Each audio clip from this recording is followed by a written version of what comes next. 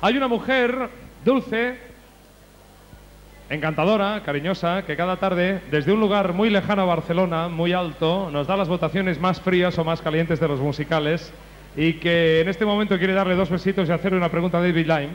Es Maribel Sánchez de la Pobla de Segur. Un fuerte aplauso para Maribel también, que ha venido desde la Pobla para estar con todos nosotros. Gracias, Maribel. Bueno, ante todo, buenas noches y como dijo Alberto al principio, gracias por estar aquí. Lo merecéis todo. David, a mí me tocaría hacerte una pregunta y la verdad que me gustaría hacerte una pregunta que todo el mundo quedara de acuerdo conmigo, pero eso es muy difícil a la vista de tanto público. Así que simplemente te voy a hacer una especie de pregunta que para ti seguro que te la han hecho un montón de veces, pero que siempre se ha de hacer. A mi opinión, a mi parecer, tú has tenido muy fácil el triunfar en el mundo de la música. ¿Es realmente así o te ha costado?